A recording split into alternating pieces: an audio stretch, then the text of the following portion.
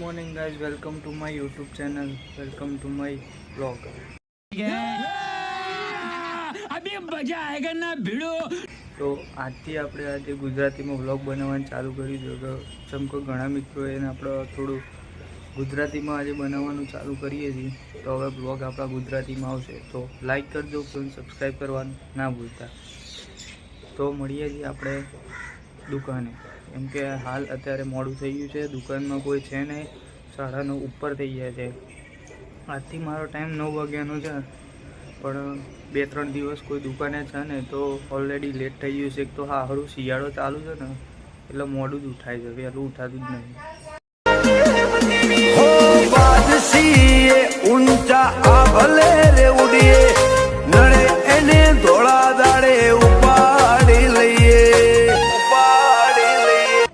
એટલે હવે આપણે જઈએ પહેલાં દુકાને અને પછી દુકાને જઈને આપણે બ્લોગ બનાવીએ, બરાબર? એમ કે દુકાને હું એકલો જ છું ને બહુ બધું કોમ પડી છે, એ કોમ કરવાનું છે. મળીએ દુકાને.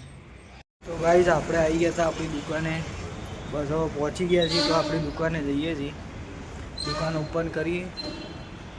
ઇન્ફોસિટી અહીંયા આપણું લોકેશન, અહીંયા આપણું ઠેકાણું મળે ભાઈ. હા, અહીંયા આવો એટલે આપણે મળીએ ભાઈ. નજર મોનો અમારા ખટકે છે, ચમકીને બજારમાં ચાલે ભાઈઓ. આપણી દુકાન છે ભાઈ, પ્રિન્ટિંગની શોપ છે. હા, કોઈ ઝેરોક્સ કરાવ્યું હોય તો આવી જતો. ગાઈઝ આપણે આવી ગયા છીએ આપણા દુકાને. તો મજા કરો, મોજ કરો. હવે કામ કરીએ હવે થોડું, અને પછી કંઈ કન્ટેન્ટ મળે તો વ્લોગ બનાવીએ. જોઈ લો સેટઅપ છે આપણું પીસી. રોજ હવારે ગીત ચાલુ કરી દેવાનું પહેલાં તો ભાઈ, ભગવાનના ગીત સાંભળવાના, પછી કોમ કરવાનું.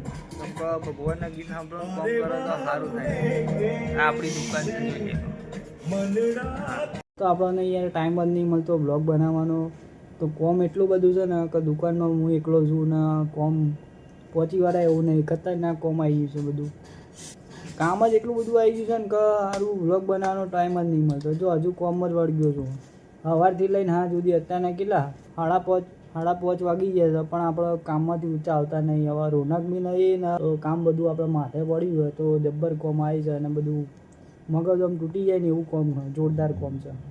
તો કોઈ મળે તો આપણે વ્લોગ બનાવીશું, જોઈશું.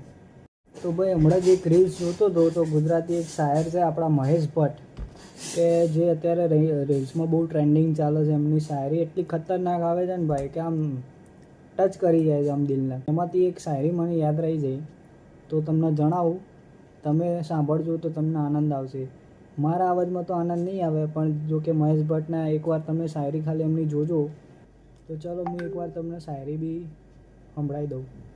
તો ગમે ત્યારે ગમે ત્યાં વેણ બદલે એ નદીથી દૂર રહેવાનું. ગમે ત્યારે ગમે ત્યાં વેણ બદલે એ નદીથી દૂર રહેવાનું. મેં તમારી હેસિયત જોઈને મેં કે એ કડીથી દૂર રહેવાનું.